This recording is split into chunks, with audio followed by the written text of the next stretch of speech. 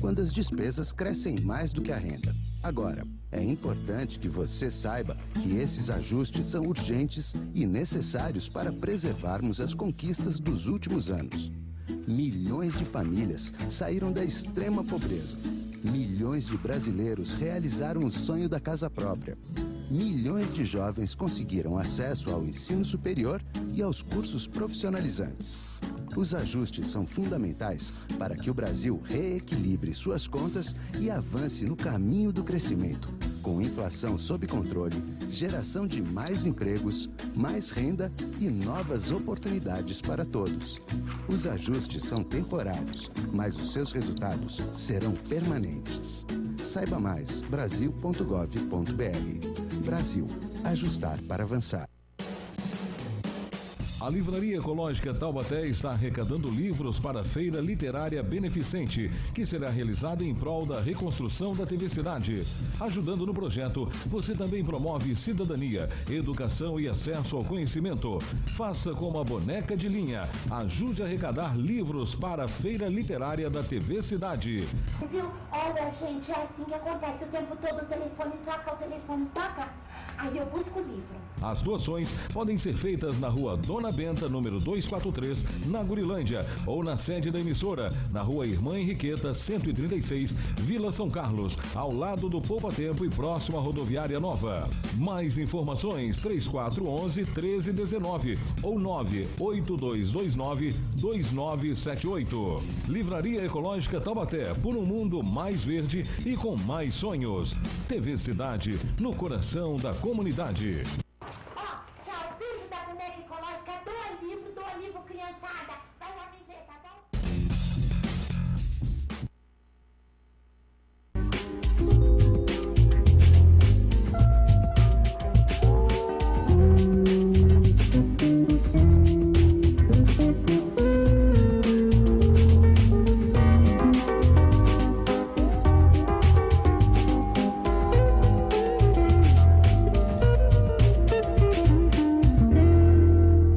Aqui aparentemente toma banho. Olá amigos, boa noite. Mais uma vez estamos aqui para apresentar o nosso programa Cidade em Debate. Agradeço a sua atenção, o seu companheirismo e faço votos que tenhamos hoje uma ótima noite de discussões. E vamos ter sim, porque estamos aqui com o Alexandre Ferri, que é diretor de habitação do município da cidade de Taubaté.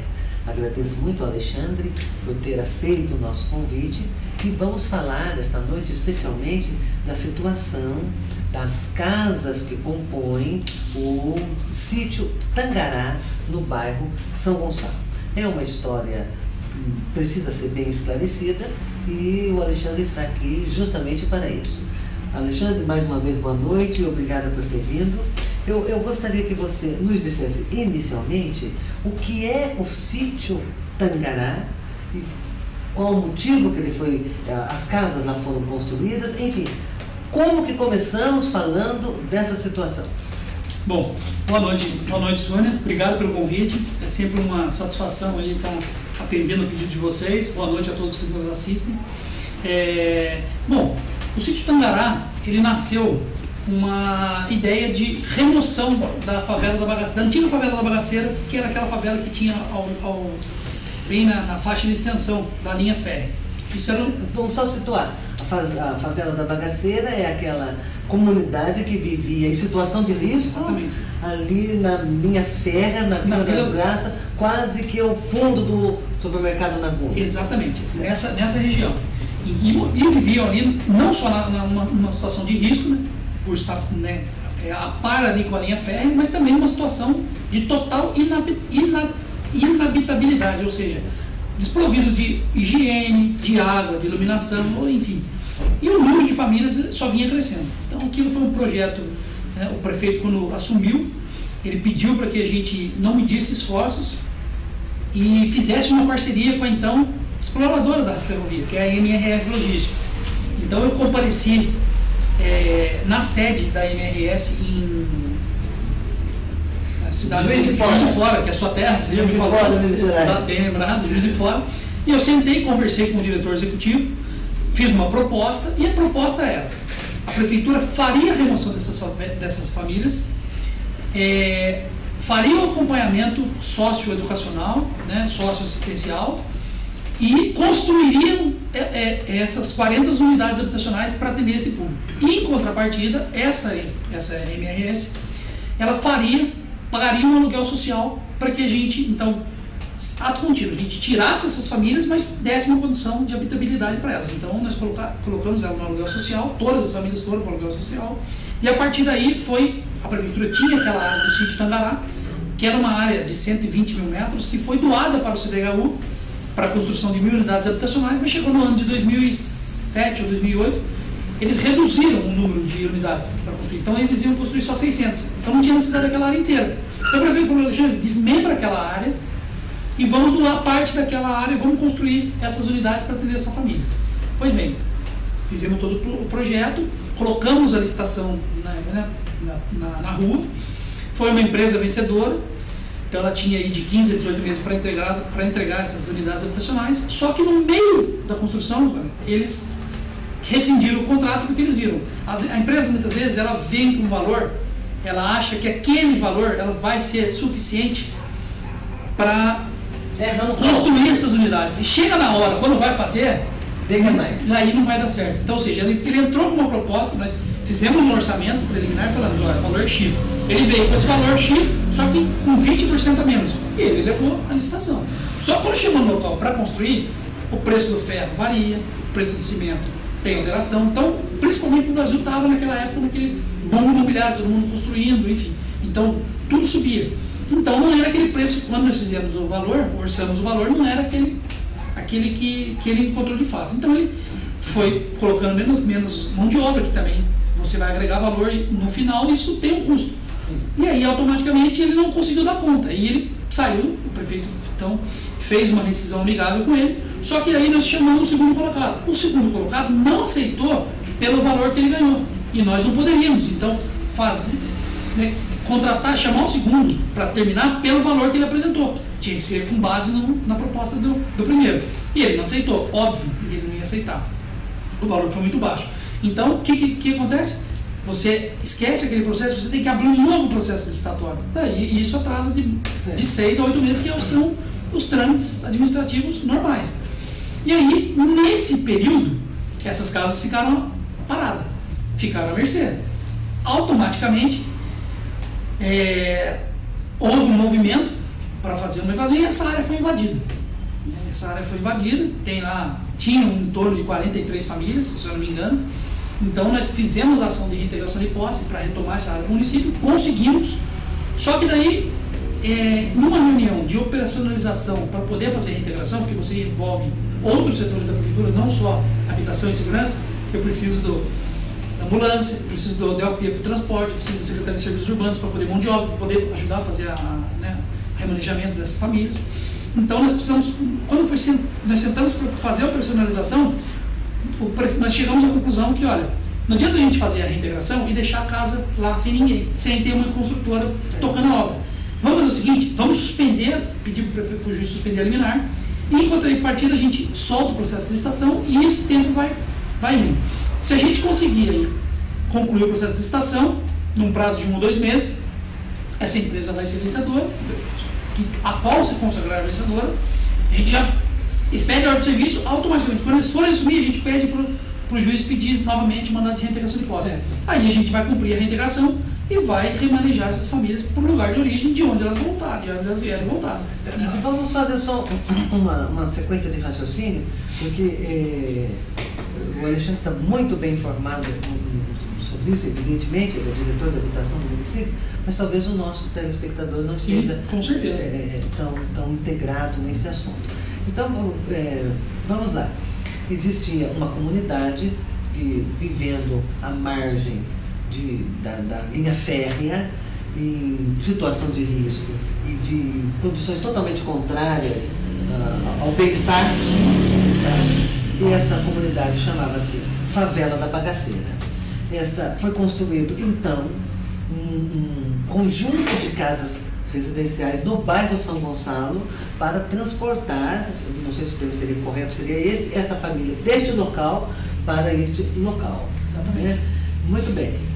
Para dar dignidade, né? Sim. Para dar dignidade, então sai daquela situação não agradável e vai para uma casa. Ocorre que, durante a construção da casa, a empreiteira, nesse meio de tempo, a firma que administra a ferrovia, então foi pagando um aluguel social para as pessoas aguardarem a construção das casas. Exatamente. Né? Lá pelas tantas, a empreiteira que ganhou a concorrência para construir as casas, sentiu que estava tendo prejuízo, digamos assim. Né? Exatamente. Fez uma oferta baixa, provavelmente, e no meio do caminho, devido a essas variáveis que você disse, não deu para continuar. Nesse caso, a construção foi interrompida. Ficou paralisada. Ficou paralisada. Quantos por cento havia sido construído, mais ou menos? Eu acho que 40% só. 35% a 40%. Isso. E as pessoas continuaram recebendo um aluguel social, porém a casa, ou as casas, a construção das casas paralisada. Daí eu compreendi assim. Outros, que não esses, da bagaceira, invadiram o local. Exatamente. E aí começa a questão judicial. E aí começa o embate, né? Aí começa a demanda. A demanda, né? E aí, você estava dizendo, por último, que a prefeitura entrou com uma ação de reintegração de posse. Exatamente. Pedindo para reintegrar aquilo ao município. Sim. E agora houve um acordo para esperar um pouco até ser construído novas casas. Isso, na verdade, a gente pediu suspensão da liminar de cumprimento da reintegração até que a empresa vencedora do processo licitatório, ela vença.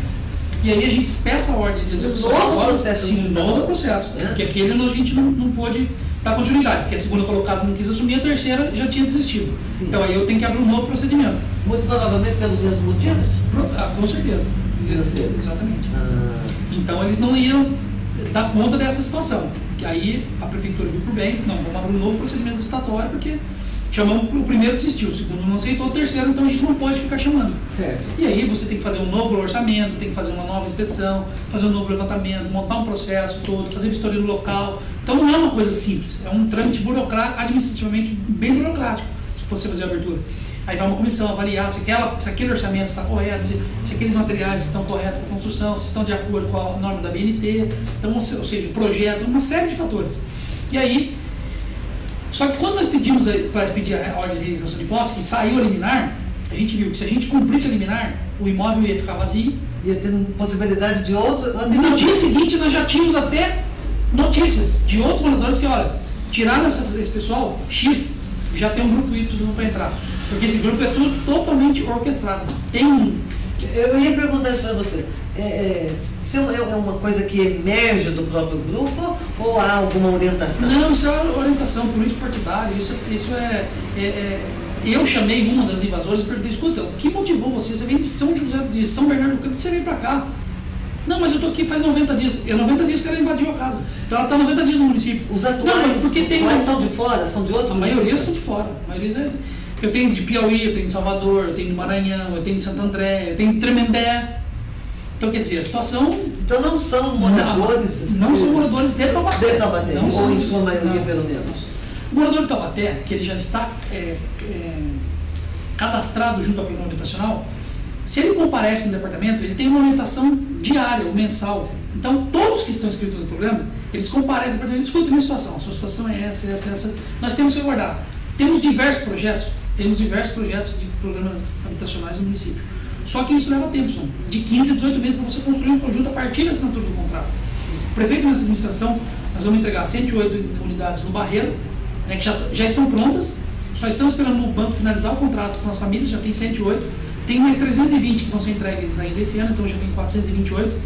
No final desse ano, pelo Minha Casa Minha Vida, eu tenho mais 852 unidades habitacionais e apartamentos que vão ser entregues ali no Francisco Alves Monteiro, que é próximo ali ao cemitério, atrás do cemitério de Quiririm, que é uma coisa bem importante. E, inclusive tem imagens lá dessas unidades. Essas são as unidades do Barreiro que foram invadidas. Sei. Né? Essas são, tá vendo? Elas estão inacabadas. Então essas pessoas que estão aí, em sua maioria não são do município de Taubaté. Não, a maioria não é do município de Taubaté. E a grande parte, Sônia, já está cadastrada no programa. Então é só uma questão de esperar? É uma questão de tempo. Agora não adianta você ficar... Olha uma situação, por exemplo. Eles querem que a gente autorize você morar... Como que a prefeitura autoriza um cidadão a morar numa casa sem telhado? Você não tem situação de habitabilidade, você tem uma parede, mas você não está favorecendo ela. Então é a mesma coisa... De onde você está. Né? Exatamente. Então quer dizer, a situação por si só. Aí eles dizem, eu quero um mutirão, vocês dão a casa do jeito que está e a gente termina. Não posso funcionar isso porque eu tenho um acordo com a MRS. Essas casas já têm ela é alvo, objeto de um termo de cooperação entre o município de Taubaté e a empresa MRS Logística. Então, o que era o termo de cooperação? Olha, vocês constroem as unidades habitacionais e eu pago o aluguel. E um detalhe, em virtude dessa ocorrência, nós entramos em contato com a MRS e eles são tão parceiros que eles continuam pagando aluguel social para essas famílias que estão. As famílias estão nessas habitações e continuam recebendo aluguel social? Não, essas famílias foram aquelas famílias que invadiram aquelas unidades habitacionais que estão sendo construídas. Mas as famílias que eram os originários. Os originários estão no aluguel social até hoje. Elas estão, então quer dizer que ela está até indo um pouco além. Não, ela foi muito além do que nós combinamos. Ela foi muito parceira, porque ela viu que quando nós firmamos o termo de cooperação, que nós começamos a fazer o remanejamento e que eu dei pelo cronograma nosso de operacionalização, porque eu fui tirando em blocos. Então eu tinha 40 famílias, eu ia tirar 5 famílias por semana. Certo. Porque eu não tinha como, foi como eu expliquei no começo do programa, nos bastidores do programa. Para eu fazer o remanejamento dessa família, eu preciso qualificar essa família, cadastrar essa família, quais são os números de habitantes que tem essa família, porque eu preciso alocar um imóvel que vou atender essa família. Como eu falei. Por exemplo, uma família que tem 5 filhos, é uma situação, uma família que tem 11 filhos, eu preciso de um imóvel de 3 ou 4 quartos para alugar. Nessa família de 5, eu posso alugar um imóvel de 2 dormitórios. Mas então a gente tinha que ficar garimpando. Não é fácil isso, porque nós não temos um corpo administrativo, técnico, assim, o número nosso é muito reduzido. Então a gente tem lá 3, no meu departamento eu tenho 3 assistentes sociais. E as 3, e eu falo, nós só chegamos onde chegamos porque a gente trabalha em corrente, ou seja, o administrativo unido com o técnico da regularização, com os assistentes sociais, com os técnicos da topografia, ou seja, o meu departamento engloba uma série de corpo técnico, e apesar do número reduzido, a gente faz muito além do que a gente poderia fazer. Ou seja, o nosso trabalho muitas vezes tem trabalho que, ou seja, que passa de secretaria, e nós somos departamento. O nosso departamento é ligado à Secretaria de Desenvolvimento e Inclusão Social. Mas nós trabalhamos como se fôssemos Secretaria de Habitação. A nossa secretária, Maria da Prado, me dá total autonomia para trabalhar. Eu não tenho dor de cabeça, muito pelo contrário. Sempre que eu preciso, eu estou precisando de 8 assistentes sociais para fazer o cadastramento de todas essas famílias, porque com 3 eu não ia dar conta. Então ela deslocou as 8 que ela tinha, ela também tem um número reduzido. E aí foi todo mundo lá no cadastramento de todas dessas famílias. Então nós identificamos uma a uma. Então eu tenho o diagnóstico dessa família. Então você, além do diagnóstico, você sabe quem é quem, de onde vem. Sem se ela tem. Porque para se inscrever no programa, você tem que ter alguns requisitos básicos. Sim. Quais sejam? Você tem que ter 5 anos no município de Taubaté. Logo essas umas que vieram de outra cidade não tem como. Não se enquadra, porque daí se eu vou tirar, eu vou tirar o meu morador que está na fila. Ele já está então eliminado no primeiro quesito. No primeiro quesito ele já está eliminado. O segundo quesito é a renda familiar, de 0 a 3 salários mínimos. Ou seja, até R$ 1.600. Aquela família que passou de R$ 1.600, ele já não entra nesse programa de 0 a 3. Então, R$ 1.601 já vai para a faixa 2. E o terceiro requisito é que ele não pode ter sido contemplado com nenhum tipo de programa, seja ele estadual, federal ou municipal. Só que tem 7 ou 8 casos que já foram contemplados com casa da prefeitura e já foi contemplado com imóvel do CDHU. E aí não tem como você conceder mais um benefício para esse cidadão, porque o que ele vai fazer? Se ele vendeu uma vez, ele vai vender a segunda vez. E o objetivo da moradia não é você vender. Aquele imóvel que você está sendo beneficiado, está sendo agraciado, você tem que cuidar dele pro resto da sua vida. Por quê? Porque você só vai ter ele. Pelo programa habitacional, você só vai ter um. Então, se ele não valorizar aquilo que ele tem, ele vai perder. Dentre os atuais moradores destas casas, deixa eu compreender, existem pessoas que já tiveram imóveis e que venderam por motivos mil e agora estão novamente lá na condição de invasores e pleiteando. Por quê? Porque ele foi se cadastrar no programa, só que quando ele vai cadastrar no programa, hoje é todo o nosso cadastro da habitação, ele é colocado automaticamente hoje no programa do Minha Casa Minha Vida, que é através do cadastro único do governo federal, que é do Bolsa Família. Então todo o meu cadastro migrou para o cadastro único. Automaticamente você cruza as informações. E aí aparece? Aparece. Quando eu colocar o CPF dele lá para cadastrar, ele já pisca vermelho. Aí você abre o campo dele lá e fala assim, ele teve casa lá na Água Quente, ele teve casa no São Gonçalo, ele teve casa... Porque o meu banco de dados, eu passei pro banco de dados. Você entendeu? Então automaticamente, quando eu cadastrar ele já vai piscar. E eu acho que tem que ser assim. Antigamente não era assim, e eu sei de casos que a gente sabe que hoje a pessoa já está na casa faz 10, 15 anos, mas ela já foi contemplada há 20 anos atrás de uma casa. Certo. Depois ela vendeu e ganhou de novo. Só que como ela já está mais de 5 anos, pelo Código Civil a gente não pode fazer praticamente nada. Mas é eu falo que é uma judiação, que ela já foi beneficiada. Você prejudica. Você deu 2 casas para uma única pessoa. Exatamente. Mas é que naquela época você não tinha informatizado, é tudo papel. Então não tem como você controlar. Taubaté hoje nós temos 4.000 unidades habitacionais da prefeitura que foram construídas em administrações anteriores, que inclusive eu estou fazendo a regularização fundiária dessas casas, ou seja, eu vou regularizar tudo e quem tiver bonitinho, quem for o proprietário originário, ele vai ganhar a legitimação de posse. Ele vai registrar no cartório essa legitimação e depois de 5 anos ele vai passar para a escritura definitiva, ou seja, a casa vai ser dele. Certo.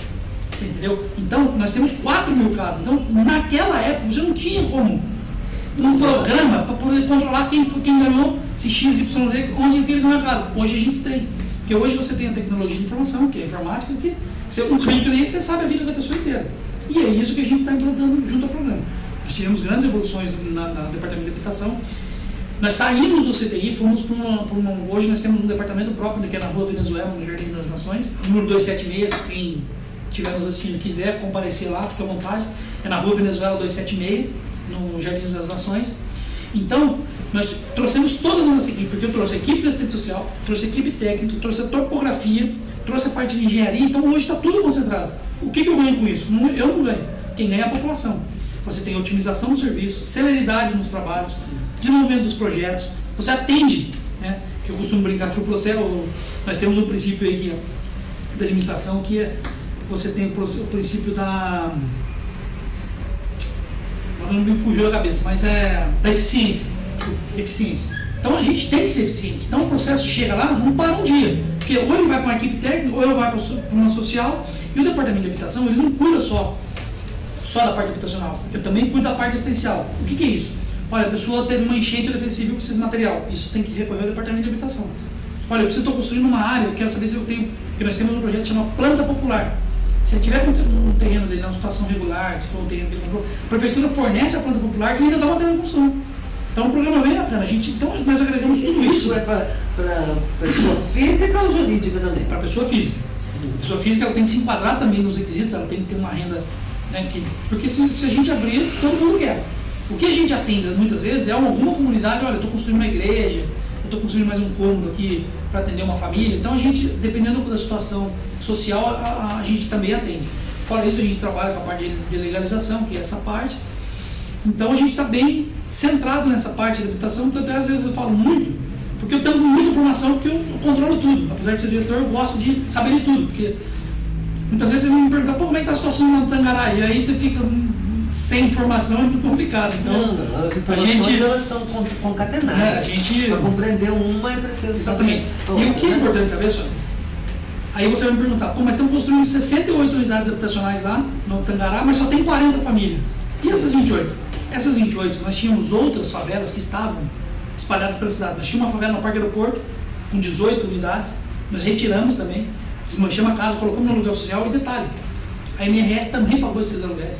Mas aí no caso foi uma solidariedade? Não, eles se sensibilizaram com a situação. Sim. E eles têm esse recurso disponível, porque eles têm um recurso a fundo perdido, que é um caixa lá que o diretor me explicou, que eles têm lá, desde que eu presto conta e falo que é para finalidade social. Então eu expliquei a situação, falei, eu estou com mais 28 famílias que estão nessa situação. No caso então dessas 28 também já irem para... E elas já vão também para lá. E elas estão até hoje no aluguel social? Estão até hoje no aluguel social, sendo pago pela MRS.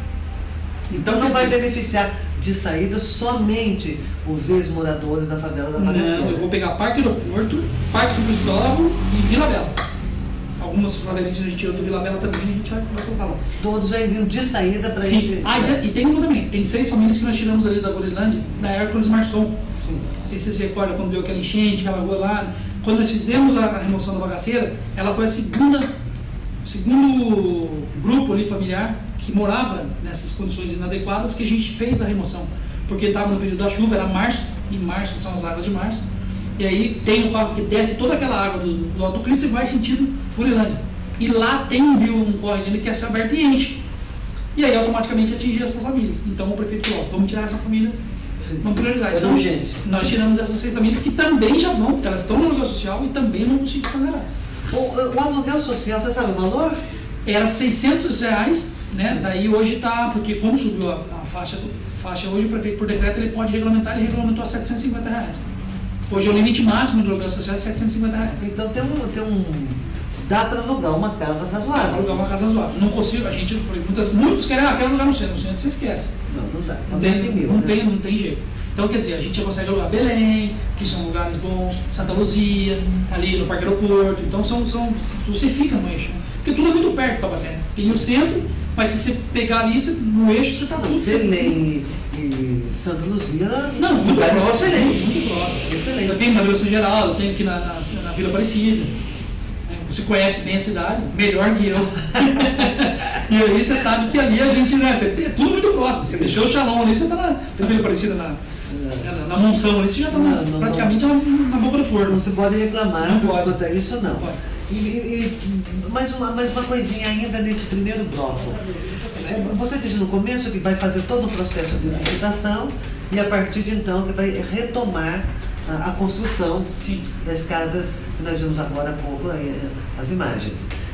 Tem uma previsão de quando isso vai acontecer, ou melhor ainda, em que fase do processo de licitação se encontra para a gente poder dimensionar se vai mais 1 mês, 2, 3 ou assim por diante? Olha, o processo já está no departamento de compras, já colocou a proposta já tem o edital, já está com a proposta na rua. Assim que a empresa vencer, aí você tem que esperar, né, de praxe, o prazo de recurso, porque as outras que perderam podem entrar com recurso. Cessando esse prazo de recurso e o departamento de compras sinalizando, olha, está de acordo, agora a gente só vai fazer a execução. A gente já vai se antecipar para poder comunicar ao juiz, antes já que a empresa assine a ordem de serviço, para a gente já ganhar esse tempo, porque a gente sabe também que o trâmite, né, do judiciário também leva um tempo, até expedir, até despachar, até autorizar. Eu também vou ter que fazer um aparato, vou ter que paralisar determinados departamentos. Por exemplo, vou ter que pegar os serviços urbanos, olha, eu preciso de caminhão, eu preciso de mão de obra, então eu vou parar outros serviços, porque eu não tenho pessoal, né, disponível para poder fazer esse trabalho. Vou ter que paralisar as assistentes sociais para poder fazer, né, o acompanhamento, e aí vou fazer o direcionamento para ver de onde aquela família veio. Se ela veio para Sorocaba, a gente vai pôr um caminhão e vai mandar embora para Sorocaba. Se ele veio do estado, a gente vai dar seus móveis estão aqui, se quer deixar na casa de um parente, a passagem está aqui, porque a gente tem que fazer isso. Se ele não cumpre os requisitos, a gente não pode dar valida para esse pessoal, porque senão vai virar uma festa. E ele tem consciência de que vai acontecer? Ele tem consciência. Eu conversei com diversas pessoas, os 4 moradores, os representantes lá, porque eu e o secretário de governo, nós marcamos uma reunião no gabinete, chamamos 4 moradores para não levar os 43 famílias lá. Os 44 aí, eles foram lá e a gente conversou o seguinte, a situação de cada um é essa. Eles se surpreenderam. Nossa, mas a pessoa falou para mim que mora aqui há 8 anos. Eu falei, está aqui a ficha dela. É muito simples hoje, sabe? Você diagnosticar uma família ou outra se ela está aqui ou não. Se ela tem um filho de 4 anos, o filho, a mãe, 4 anos não tem como ele andar sozinho. Então, se a mãe vai, o filho vai junto. Então, vamos pedir o histórico escolar das crianças. Você pede o histórico escolar, o último ano dela, ela estudou na Bahia. E aí? Esse é um termômetro. Aí você consegue pegar. Então, quer dizer, se ela estudou na Bahia, o ano passado, como que ela tem 3 anos de município se ela estava aqui? Então, quer dizer, ela veio única e exclusivamente para esse movimento. E para ela saber que em Taubaté estava ocorrendo esse tipo de movimento, e vir lá da Bahia aqui. Aí tem um familiar que escutou na rádio que invadiram, que tem 60 casas que vão ser construídas, mas só invadiram 40, então já pensam, né? Vamos invadir porque tem mais 28. Vem pra cá, fulano. Que foi uma cidadã que falou pra mim, minha irmã falou pra mim vir que a prefeitura ia dar a casa pra gente, ninguém tirava a gente daqui. Mas quem falou isso pra senhora? Não, foi uma vereadora que falou que ninguém tirou daqui. Então a lei de engano, porque a lei é uma só. A lei é uma. A lei que bate no Chico, bate no Francisco. Exato. Não tem Então vai sair, vocês não vão ficar, esses caras já têm destinação específica, já tem um termo de cooperação firmado, eles pagaram o aluguel social. Agora, você imagina como fica a situação da prefeitura, sabe? Se eu dou a casa para esse pessoal, e o que eu faço com o pessoal que está no aluguel social? Que estão esperando a casa, que eram as pessoas que saíram e ocupar a casa, com certeza. Né? E outra, e o que nós fizemos, e o que a MRS foi parceira, está sendo parceira do município, só que eu falei para você agora, que era 40 moradores, e eu comentei que a gente ia fazer um remanejamento, e ele falou, me faz um projeto de quanto mais você pretende para gastar, para que seja relocado, destinado para essas famílias que moram em situação inadequada, que eu vou passar pela minha diretoria esse projeto, e se aprovar a gente paga. E eles fizeram pagar. Então eles estão pagando o combinado e bota essa. E o combinado era 12 meses, e eles já estão pagando aí 15 meses, 18 meses. Isso a minha pergunta. Foi pensando exatamente nisso. Se tem uma projeção de quando vai acabar o processo licitatório, porque daí depois de terminado o processo ainda vai recomeçar a construção. Eu acho que, exatamente, eu acho que em torno de 1 ou 2 meses aí a gente já consiga aí terminar o processo e dar andamento na execução dessas obras e cumprir a liberação. Então, aí resumindo, é possível falar até o final do ano ou não? Ah, sim, com certeza. Com certeza. Aí segunda parte, né? Tirar quem está lá. Exatamente. Né? E pôr quem realmente seria o destinado a usar. Destinado a originar. Olha, vamos para um intervalo rapidinho, para dar um fôlego para o Alexandre, que ele tem muita informação, e já voltaremos, tá? Aguarda um pouquinho só, por favor. Alô, Marquinhos? Bom, acho que não é possível nesse momento dar um intervalo. Então vamos continuar. Alexandre, fora este específico do sítio Tangará, existem espalhados por Taubaté outros projetos de construção de casa popular? Sim. Hoje em Taubaté nós estamos com aproximadamente 3.000 aí, unidades habitacionais a serem construídas de projetos aprovados e pré-aprovados.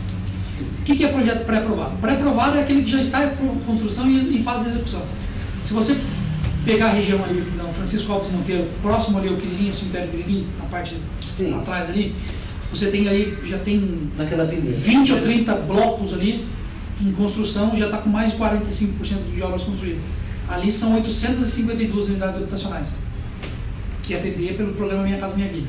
Ou seja, nós temos uma parceria com o programa do Governo do Estado e do Governo Federal. O que é essa parceria?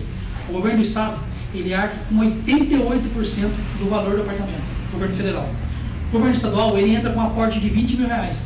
E a Prefeitura, ela entra com um aporte de toda a aprovação do projeto, toda a celeridade, toda a desburocratização e toda a isenção de imposto, de ISS e IPTU daquele empreendimento. Então, é uma parceria entre os três entes que é muito positivo para Taubaté. Por quê? Porque você deixa de aplicar o recurso que é destinado para habitação, você pode aplicar em outro programa e utilizar essa verba que vem do governo federal e do governo estadual para a construção dessas unidades. Porque se o governo dá 88%, é quase tudo, né? Por que a prefeitura vai dispor para construir casa? Não, o prefeito aplica essa verba na saúde, aplica essa verba na segurança, enfim, aplica essa verba na educação. Vai para outros fins. Mas que a habitação, pelo menos, ela já está resguardada com esses programas. Então nós temos aí, pelo programa Minha Casa, essas 852, nós temos mais 864 na Vila Bela, ali próximo ao Parque Aeroporto, também no programa Minha Casa Minha Vida, ali são 864 unidades. A previsão dela é para meados do ano que vem, porque é o que eu falei, da assinatura do contrato da empresa e o banco, você tem aí de 15 a 18 meses, está no contrato. Então, ou seja, assinou o contrato, ele tem de 15 a 18 meses, para poder estar terminando e entregando essas unidades habitacionais. Então a gente consegue finalizar isso. Fora isso, nós temos mais 720 unidades habitacionais que vão ser construídas no Barreiro, uma parceria da Prefeitura com a CDHU, justamente nessa área em frente ao Tangará aí, que tem uma área grande ali de 116 mil metros, 122 mil metros, uma coisa assim, que vão ser construídas 720 unidades, que a Prefeitura doou esse terreno para o Estado e o Estado vai construir as unidades habitacionais e detalhes, para atender não a demanda do Estado de São Paulo, mas atender a nossa demanda do municipal. Então nós não vamos atender o cadastro do CDHU, nós vamos atender o cadastro da Prefeitura. Sim. Essa foi a contrapartida. Porque o governador, quando viu o número de déficit habitacional que a gente tinha, que era 4.500, antes dessas unidades pré-aprovadas, o governo sinalizou a possibilidade de fazer um acordo, de construir essas unidades desde que a prefeitura doasse esse imóvel. Então nós fizemos o desmembramento também de parte dessa área, passamos pela Câmara, a Câmara fez a desafetação, fizemos a doação para o FAR, que é o Fundo de Arrendamento Residencial, que é ligado automaticamente ao governo federal, e o governo federal fez um chamamento, não, o governo estadual fez um chamamento, e o chamamento venceu uma empresa que vai construir essas 720 unidades para atender também a nossa demanda. Aí isso é o que eu tenho de projeto aprovado. Pré-aprovado, eu tenho em torno aí de mais umas 1.700 unidades, que se você somar, a gente chega em 3.250 unidades habitacionais, que é um marco, eu acho que não só na administração municipal, né, mas também para outros municípios, porque Taubaté nós ficamos muito tempo sem parceria com o governo federal, com o governo estadual, né? Então isso você vem aumentando o déficit habitacional, porque aquela família que tinha 2 filhos, o filho é maior, mora com a mãe, ele casou, tem um filho, aí foi ficando, ou seja, a gente fala isso como submoradia. Vai multiplicar. Aí foi ficando. Então chegou uma hora que, né? Quem casa, quer casa. Não dá mais. E aí a gente tem que fazer o quê? Parceria, porque a prefeitura não consegue, com recurso próprio, construir 4.500 unidades habitacionais. Isso é fora de cogitação. O que a gente consegue é construir 100, 200 unidades, porque você tem outras com essas parcerias já está construindo 3.700. 3.700 nesses 3 primeiros anos de mandato. Sim. Então vai chegar muito próximo. Vai chegar muito próximo da gente, se a gente conseguir até 2016 aí, finalizar outros pré-projetos que a gente já tem de pré-aprovação e a gente conseguir concluir de fato, vai faltar 1.000, eu acho que 1.000 unidades habitacionais para a gente zerar o nosso déficit habitacional. Só que daí, eu falo que a gente nunca zera. Tem uma margem? Não, então, a gente pensa numa margem porque a gente sabe que 4.500 era quando eu fiz o Plano Municipal de Habitação em 2011. Certo. Porque o governo ele fornecia todo o recurso, só que você tinha que ter um plano que era o diagnóstico da cidade. Isso foi uma coisa interessante, que na época, quando saiu o programa Minha Casa Minha Vida em 2009, através da Lei 11.977 de 2009, criou o programa Minha Casa Minha Vida, o município tinha 2 anos para se adequar para poder estar participando do recurso. Então o município chegou em 2011, ele tinha que estar com o Plano Municipal de Habitação. Muito bem. Chegou em 2011, como no brasileiro, ninguém tinha feito o plano de habitação, porque o departamento de habitação não existia até então. Ele foi criado em 2011. E aí quando eu assumi, falaram, você tem um desafio pela frente. Criar o plano. Você tem que criar o plano. Aí eu falei, como é que eu vou fazer isso? Não, vamos fazer o seguinte, vamos chamar uma equipe especializada. Nós chamamos uma empresa, a empresa cobrou R$60 mil, e ele falou, mas para quando você quer isso? Eu falei, para novembro. Ele falou, impossível, nem que você me pague o dobro, eu não consigo fazer. Eu falei, bom, então eu vou ter que fazer. O que eu fiz?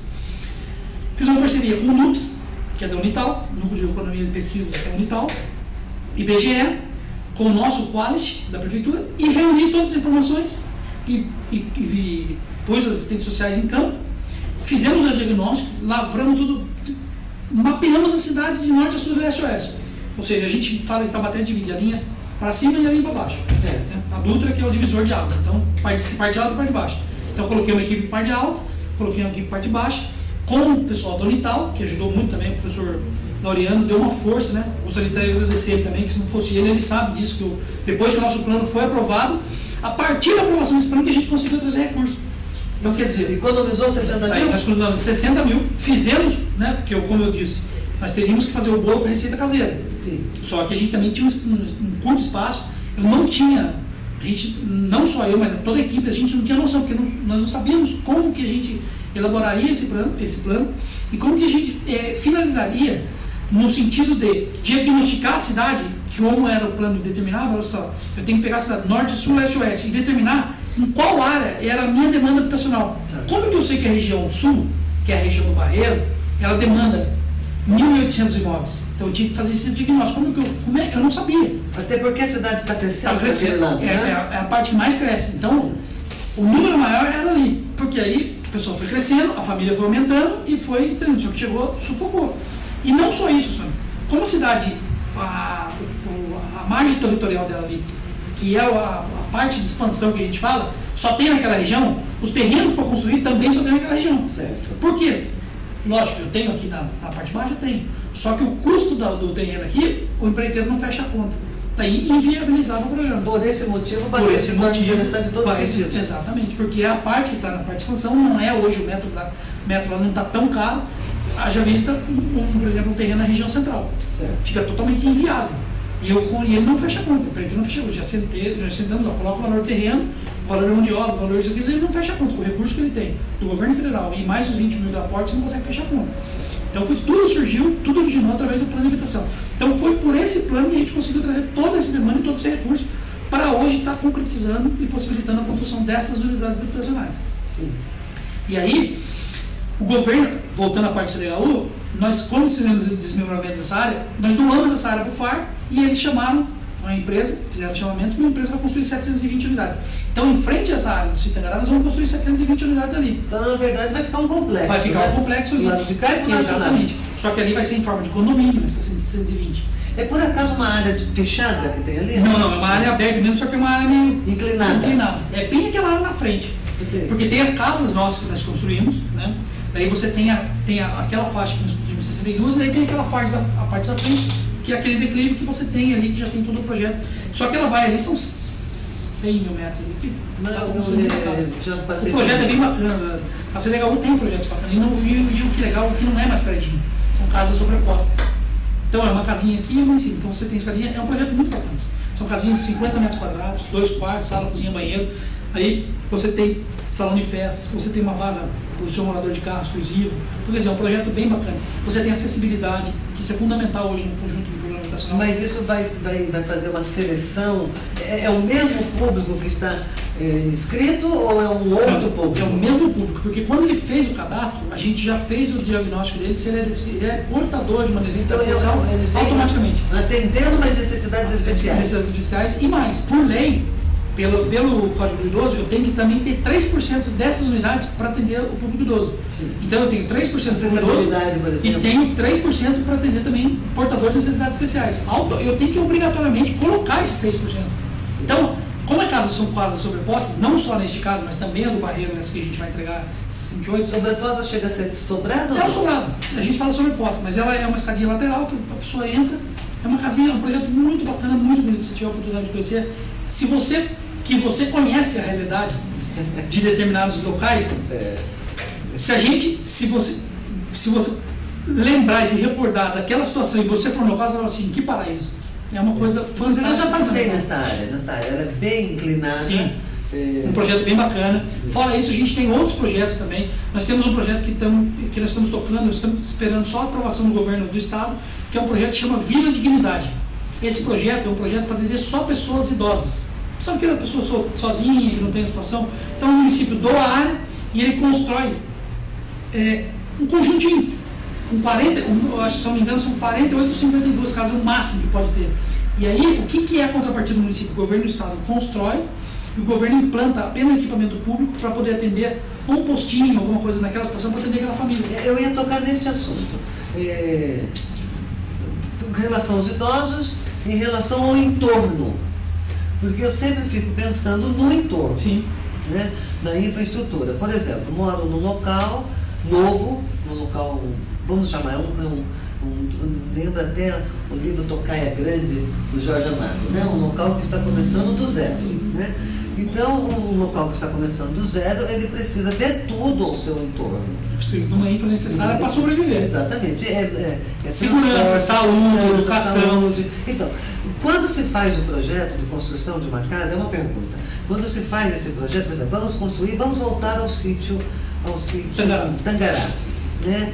Ele não é tão afastado assim da Avenida Esfera do Barreiro, onde já temos ali um postinho. Aliás, até uma região nobre, que você tem um shopping ali próximo. Sim. A 1,5 km ali. Para frente nós temos a Ípica Pinheiro. Sim. Né? Então, uma região bem localizada. Isso, então eu creio que ali não tem esse problema. Sim. Também acredito que não tem esse problema lá no Quiririm, onde você está falando, porque na avenida paralelo ao cemitério. Não, você tem aquela avenida principal completamente com total infraestrutura. Você cabe Quiririm, tem tudo. Tem tudo para ter. Tem tudo. Quando se pensa nessas áreas, é uma curiosidade, leva-se em conta isso? Leva-se em conta, Sônia, todos os fatores. E não só isso, asfalto, canamento, rede de água de esgoto, distribuição de água potável. Quando não tem, o governo já executa. E quando tem, melhor, porque você não destina aquela verba para isso e você não para você monitor. Só que foi muito pertinente a sua pergunta, Sônia, por quê? Porque muitos não sabem. e eu acredito que você também não saiba, porque eu não sabia até então com esse programa do Minha Casa Minha Vida. 6% do valor dessas unidades habitacionais, o governo já segura automaticamente para a construção de equipamento público. O município decide o que ele quer que construa, um posto médico ou uma escola. Então, quando você vai fazer a aprovação desse projeto, a Caixa ou o banco gestor, porque você tem a Caixa Econômica Federal ou o Banco do Brasil, são os dois órgãos gestores do Minha Casa Minha Vida hoje. Então, quando você dá a entrada no projeto, a primeira coisa que o banco pede é o RDD, que é o Relatório de Diagnóstico de Demanda. Ele quer saber o seguinte, o que no raio de 1,5 km você tem para poder atender essa comunidade. Então eu tenho que... Você tem escola, você tem transporte, você tem... Então o que eu tenho que fazer? Eu mando um projeto para o trânsito. Escuta, eu tenho linha de ônibus passando no local, tem acessibilidade no local? Ah, tem. Legal, a gente pode fazer. Eles dão aqui. Eles fazem a pré-aprovação. E depois você tem que apresentar os projetos complementares. Eu mando para o departamento de saúde. Escuta, o que eu tenho no entorno de 1,5 km? Olha, eu tenho o plano X, o plano Y, o plano Z. Quantas pessoas ela atende por dia? Atende tanto. Você está atendendo isso por dia? Não. Quanto você consegue atender a mais? Eu consigo atender 90% por dia a mais em cada posto. Significa que o público novo... É o público novo. Aí eu preciso pensar o seguinte, tá, só que eu vou colocar lá 4, vamos dar uma situação hipotética, eu tenho lá 100 unidades que eu vou entregar, unidades habitacionais, então são 100 famílias, certo? Só que 100 famílias você pode colocar no mínimo 4, que é essa conta que a gente vai, então a gente vai ter 400. Tá. Então eu tenho 400, espaço para atender 400 pessoas se elas precisarem. Comporta mais 400? Ah, comporta. Não comporta? Então tá bom. Então esse é o primeiro passo que eu vou construir. E tem que ser área contínua, tem que ser do lado. Então aí diminui-se o projeto e eu construo paralelo. Certo. Não só isso, eu mando para a educação. Quantas crianças eu tenho? Porque daí o meu relatório de diagnóstico de demanda vai saber. Pelo meu público que eu tenho lá 100 famílias, quantas famílias eu vou colocar lá? Acrescentar 200 crianças. Vou colocar 200 crianças. A creche que eu tenho lá, ou a escola, não, então eu vou construir uma escola aqui. Só que o prefeito, ele já, quando ele constrói aqui, ele não vai fazer um postinho numa escola. Ele já pensa, e é uma qualidade dele, que como ele já está em expansão aqui, essa área, por exemplo, o sul, o que ele vai fazer? Vamos construir uma escola porte aqui, de padrão, para atender as novas demandas. Porque não adianta eu fazer uma escolinha aqui, depois eu fazer uma outra aqui, que daí você vai discutir o que você vai pensar. Porque essas crianças vão crescer e vão ter filhos, vão ter... Exatamente. Vão multiplicar. E a manutenção também disso, você vai manter pequenos graduados. Você vai manter 10, então é preferível que você mantenha uma escola padrão. Exatamente. Para você manter uma escola padrão. Mas porque quando eu fechar, eu coloco 2 guardas lá e resolvo. Se eu fizer 5, eu tenho que colocar 10 profissionais. Exatamente. Entendeu? Então isso custo-benefício. Exatamente. Então ele faz isso. Então, quando ele vê uma situação nossa, quando a gente apresenta o diagnóstico para ele, fala para o prefeito, a situação é essa. De saúde eu consigo atender, mas educação não? Então tá bom, vamos atender saúde e vamos fazer com 6%, vamos fazer educação. Então dá para construir uma escola modelo. Por quê? Porque o recurso 6%, nós estamos falando aí de uma casa de 77 milhões para você construir aquelas 800 unidades habitacionais. Se você pegar 6%, dá 4 milhões e 200, dá para construir uma senhora numa escola. Sim. Então quer dizer... O governo federal, quando criou esse programa, um programa muito bacana, ele criou também pensando na área próxima. E o que é legal isso, e que hoje está se pensando, e o CDHU, no projeto dele está pensando, além dessas situações que eu vou criar, ele está deixando uma área para livre comércio. Sim. Ou seja, agora ele está implantando aqui, ele vai fazer pequenos balcões para poder gerar renda para essa família. Que isso é um projeto bacana. Oficina disso, oficina daquilo. Ele vai fazer pequenos pontos ali, box ali, e vai... para destinar para aquela pessoa, para aquele morador lá, você trabalha com o que? Eu trabalho com artesanato, então você vai fazer aqui, você vai gerar, só que daí a contrapartida é o seguinte, o box vai ser gratuito, só que você vai ter que pegar o morador daqui da sua comunidade e vai colocar aqui, vai dar emprego para ele. E isso é um trabalho muito bacana. E como é que faz para monitorar isso? Porque a ideia é espetacular, né? O cara mora no local, ele trabalha no local e ele emprega no seu vizinho, né? E o que é legal também disso do seu público saber, né, dos munícipes também, e até o seu conhecimento, fora esses 6%, você tem mais 1,5%, ou seja, são 2%, mais 0,5% é destinado para gestão de condomínio. Então essa verba, ela vai para gerir aquele condomínio, eu falei, agora é tudo em formato de condomínio. Então vai ser eleito, dentre os moradores, um síndico.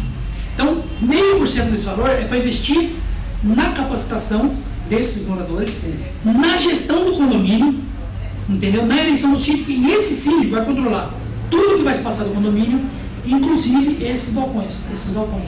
Então, se efetivamente está sendo ocupado então, quando você pega uma peça-chave, um líder, que é uma pessoa que tem um respeito, uma pessoa que os demais conhecem a linha de trabalho, conhecem a postura dele, sabe que ele vem para discutir políticas e vem a agregar ainda valores junto à comunidade, eles elegem essa pessoa e aí essa pessoa é responsável. Olha, estou tendo problema com o meu vizinho, ele vai ser o responsável, é um síndico normal, só que de um condomínio de interesse social, que é esse condomínio de interesse social que eu digo, que é o programa Minha Casa Minha Vida. É um programa muito bacana. Se ele for aplicado como ele tem que ser, como ele deve ser, é um programa sensacional e fantástico. Que eu acho que é um modelo, é um projeto, né, bacana, mas tem que ter, né, trabalho, tem que ter efetividade, tem que ter participação dos moradores e principalmente, e eles têm que aprender a viver, isso é importante da gestão de condomínio, que é o trabalho em coletividade. Você morar em, você viver em coletividade, reinventar. Exatamente, você tem que se reeducar. Porque você vai morar numa situação, tudo bem, é um piso superior, no caso do composto, mas você tem, por exemplo, os prédios, que é um apartamento. Então você tem que Você saber. no modelo dos prédios existentes no SECAP 2, 3? Não, são apartamentos, são remodelados, são hoje com 2 quartos, você tem 50 metros, você tem área de lazer, você tem uma série, você tem salão de festas, você tem garagem exclusiva para aquele bloco, que hoje o SECAP, quando se pensou naquela época, 20 anos atrás, não tinha esse. Até porque evoluiu. Tudo muda completamente. A gente tem que entender isso porque, né, hoje você sai um celular na moda, amanhã já perdeu a moda, já sai um mais atualizado. Mas é um projeto bacana. E além disso, né, quando eu falei 2%, meio por cento para gestão de condomínio, 1,5% da verba desse valor total é destinado ao trabalho técnico-social, ou seja, todos aqueles moradores que foram selecionados e foram contemplados com imóveis do programa Minha Casa Minha Vida ou da CDHU, eles têm que obrigatoriamente passar por um trabalho técnico-social. O que é isso? Ele vai fazer curso. Nós já contratamos o SENAC com dinheiro do governo federal. Ele vai fazer um curso de panificação, vai fazer um curso de cabeleireiro, vai fazer um curso de pintura. Ou seja, o governo também pensou nisso, dá um trabalho, né, dá uma qualificação para aquele cidadão, para que ele também... Porque o imóvel do CDHU, da Minha Casa Minha Vida, é importante registrar, que não é de graça. Ele vai pagar 5% do valor da renda dele. Ou seja, se ele ganha R$1.000, ele vai pagar R$50 durante 10 anos. É muito ínfimo pelo benefício que ele vai ter. Pelo custo-benefício. Exatamente. E aí, o que o governo falou? O que o governo pensou? O que pensaram, né, os idealizadores? Olha, não adianta você dar moradia, você tem que dar trabalho. Não adianta você dar trabalho, tem que dar educação, tem que dar saúde, tem que dar segurança. É o chamado projeto transversal. Sim, né? Exatamente. Transversal. Ele pega várias. Eu acho que tem que ser assim, porque você tem. Não adianta você dar moradia. A moradia só não é suficiente. E mesmo porque a Constituição de 88 não trazia moradia, né, no seu bojo do artigo 6º. Moradia só veio, né, com a carta lá da dignidade da pessoa humana, né, daquele pacto de São José lá de. Então, só trouxeram moradia porque a moradia era muito caro para ser imposto como direito social. Só a partir daí, com emendas, foi uma emenda da Constituição que aí veio e trouxe a moradia no artigo 5º da Constituição, que sendo um direito social, né, aos todos os brasileiros. E aí, a partir daí, começaram a se pensar num projeto. Você tinha URFA, você tinha projeto, tinha CDHU, mas não tinha com esse porte, com essa visão de atender toda a situação, toda a demanda desse público, que é a saúde, que é a segurança, que é a educação, que eu acho que são princípios fundamentais de sobrevivência, que dá dignidade à pessoa humana e do bem-estar social. É o aprimoramento, né? Exatamente. Agora você tocou num ponto, Alexandre, que me interessa especialmente. Tudo isso é muito interessante, mas especialmente idosos. Eu digo isso porque eu tenho uma formação em gerontologia, né? A minha... Uma delas, né? em gerontologia.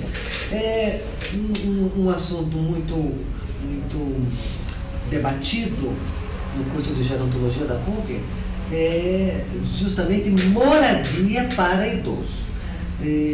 Dificilmente alguém que não seja da gerontologia compreende que é totalmente diferenciado quando se pensa em habitação para idoso, mexe em detalhes que a pessoa nem sempre imagina, né? Porque é um público diferenciado. Sim, com certeza. É diferenciado, né? Até costuma-se dizer o seguinte, eu mesmo costumo dizer assim para os meus alunos, né? Você, quando vai nascer uma criança na sua casa, mexe com toda a casa, com todo mundo da casa, né? E com a própria casa. Você muda isso daqui para lá, isso aqui para cá, todo mundo em função do nascimento da criança.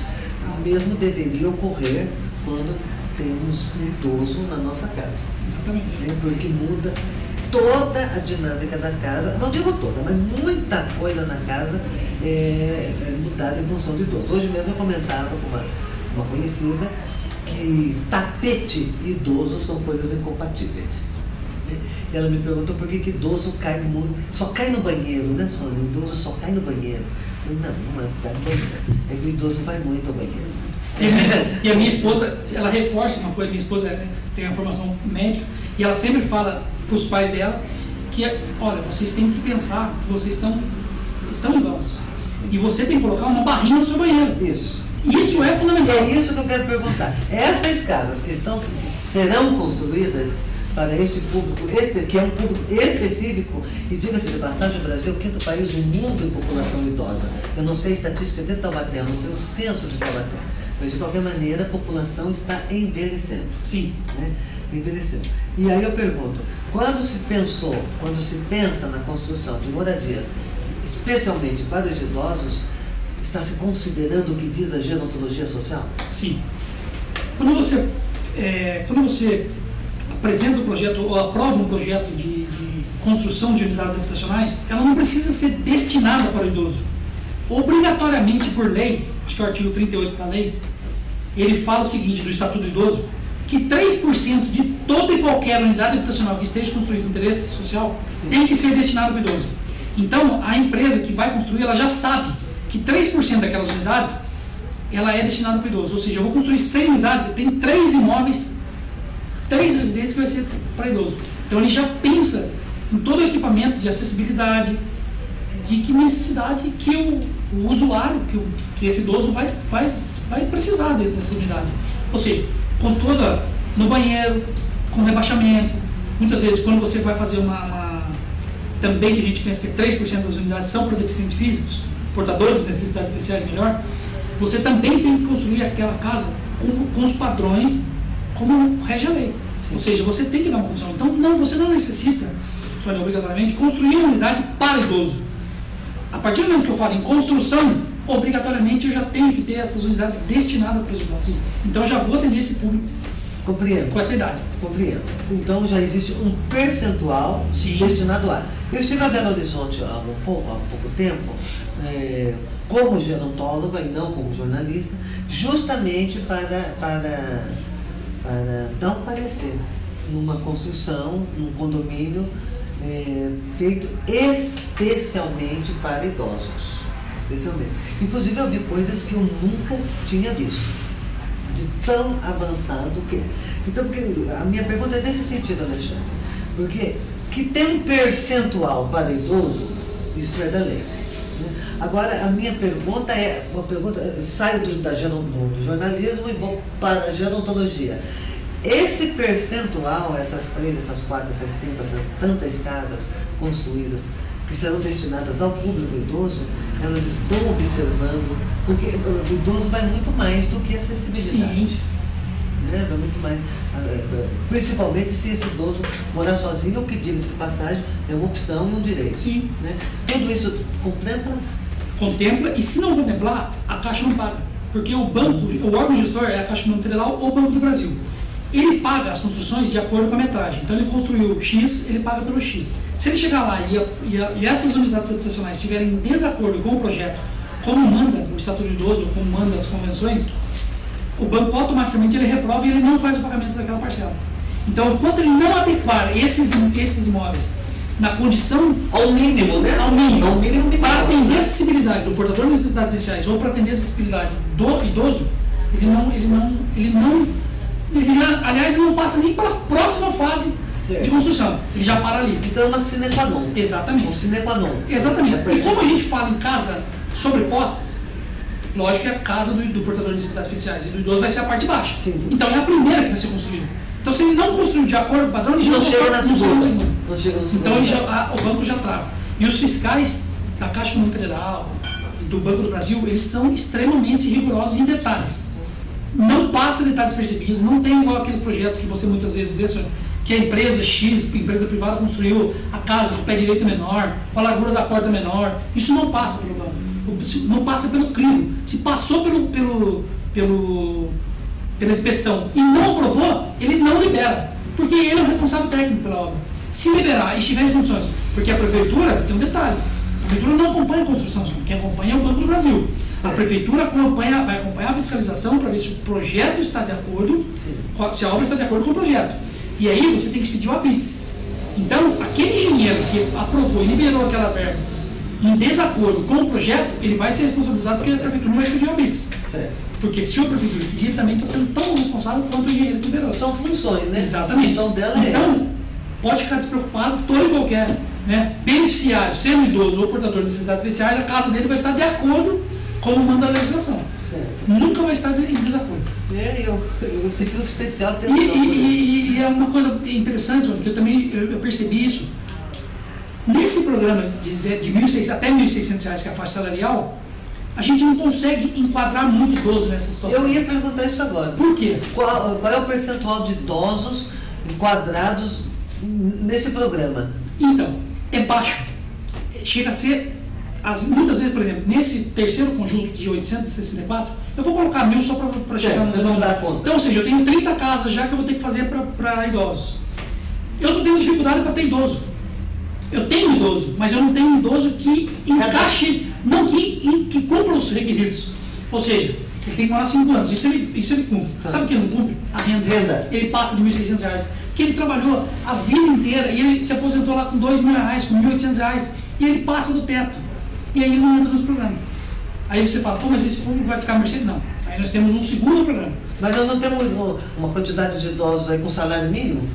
Olha, ou não é o bastante? Não é o suficiente. Sabe por quê? É a renda familiar. E aí a renda pega, quando pega a renda familiar, sabe, por exemplo, aí ele ganha 1.600, a esposa ganha 700 pela aposentadoria da Previdência, 788, 700. Que seja cada um com salário mínimo, já passaria. Já é soma de valores. É a renda familiar. Não é per capita. Não é familiar. E depois vocês ganham R$200 e outros R$100. E chegaram, ou chegar no mínimo. Os dois ganham mínimo. Ganharam R$1.400, R$1.500 para não passar. Passou 1.601. Infelizmente, não sou eu que não aprovo, é o banco, porque eu mando o cadastro dele para o banco reprova e fala, ele passou do limite. E o banco, por sua vez, está ligado ao programa. Está ligado automaticamente ao programa Minha Casa Minha Vida. Então, aí você vai me perguntar, como é que fica essa situação dos que passam essa renda? Aí nós temos um programa chamado Minha Casa Minha Vida 2, que é a faixa 2 que a gente fala, que a renda vai de 1.601 até 3.250. Que daí é para esse público específico que tem essa renda. Que ultrapassou esse mínimo. Exatamente, que ultrapassou esse mínimo necessário, que não cumpriu um dos requisitos, que automaticamente no faixa 2 ele vai se incluir. No faixa 2 não temos nenhum projeto aprovado, por quê? Nem pré-aprovado. Porque primeiro o governo tem que sinalizar, tem que autorizar a gente firmar um convênio, né? E olha, eu estou liberando porque daí também vem um aporte do governo do Estado e do Federal para poder construir essas unidades. Como eles querem construir interesse social primeiro, que atender esse público, que é o público necessário, por que isso? Porque ele entende o seguinte, que aquele cidadão que ganha R$1.600 a R$3.200, ele consegue pagar um melhor, ele está numa situação melhor do que o que ganha. E ele consegue pagar um aluguelzinho social, um aluguel, entendeu? Então, pensa-se primeiro no público de interesse social, do faixa 1 que a gente fala que é R$1.600, até, entendeu? Até depois poder... Mas está rolando a dificuldade. Sim, com certeza. Quem ganha R$500... Mas agora nós temos contato direto com o Brasília, com o Ministério das Cidades, que é o órgão que rege esse setor, né, específico Minha Casa Minha Vida, e eles falaram, olha, para 2016 agora, Minha Casa faixa 1 vai dar uma diminuída e vão investir agora na faixa 2. Que daí a faixa 2 eles não põem 88%, eles põem o recurso mínimo, eu não me recordo agora do valor, eu sei que daí essa pessoa vai pagar por esse valor. Mas as parcelas são de R$300 e poucos, bem menor do que o valor de uma parcela de um aluguel ou do próprio financiamento. Sim. É um programa também bem bacana, que vai atender outro público, né, que não é esse que se encaixa no 1.600, mas eu vou encaixar outros que daí eu também tenho um déficit relacionado a isso, que daí é um outro estudo que a gente já fez também, que a gente tem aí em torno de 3 ou 4 mil unidades para esse público. Então a gente, só que primeiro pensa-se no faixa 1 para depois a gente trabalhar a faixa 2. Acho que está no mais urgente, né? É questão de separar a urgência de emergência. Exatamente. E olha, uma pergunta que é inevitável, nós já estamos aproximando do final do nosso programa, mas uma pergunta inevitável. É possível se cadastrar a qualquer tempo? Sim, a qualquer tempo. Desde que a pessoa cumpra os requisitos. Sim. Ela tem que ter 5 anos no município de Taubaté, ela tem que ter, não pode ter sido contemplada por nenhum tipo de programa, e a renda dela tem que ser familiar até R$1.600.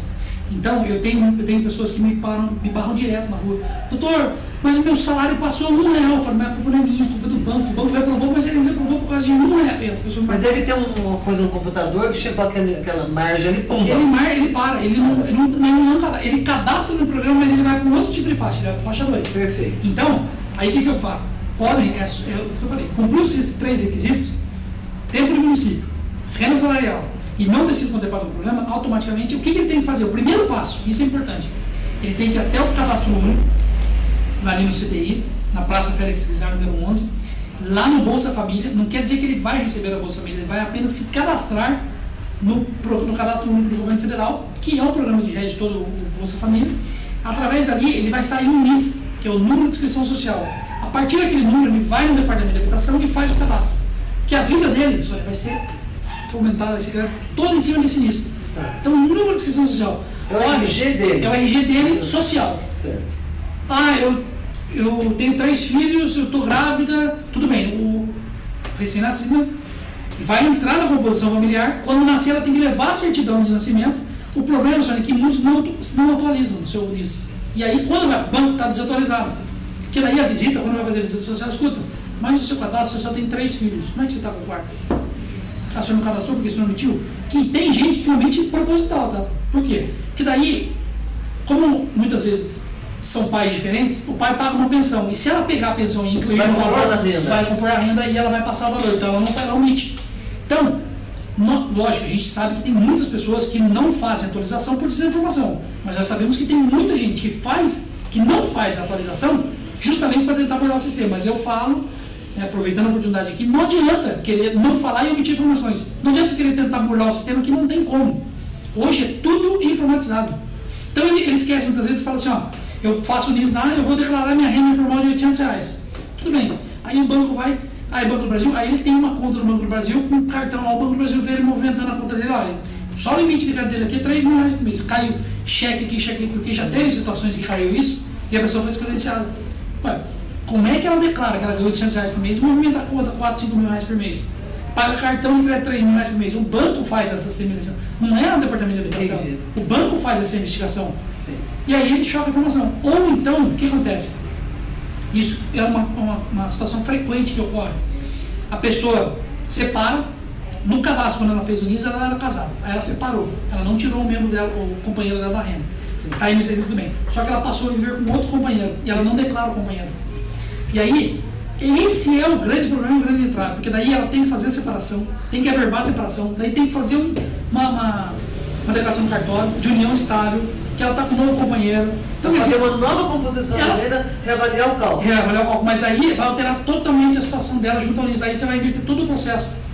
Se você vai paralisar, vai travar o processo, porque aquela pessoa não tem como, por exemplo, fazer alteração se eu não fizer alteração com documentação. Porque a certidão do casamento está lá, como é que eu vou colocar o companheiro dela sendo que ela é casada? De fato, de direito, porque de fato ela já não está mais. E você só comprova uma coisa por meio de documentação. Porque senão fica aí E o banco trabalha com documentação. Então, e eles, como você vai pagar por esse imóvel, o banco ele vai querer receber por aquilo. Então ela quer deixar tudo redondinho. Você vai assinar um contrato, você vai ter a forma de pagamento, vai ser debitado o boleto, enfim, não sei como vai ser o procedimento, aí vai ser a opção de cada morador, mas você assinando o contrato, o contrato ele faz lei ali entre as partes por hora, e aí ele vai ter que cumprir o que foi determinado, foi pactuado naquele contrato. E aí não tem como ela fugir daquilo.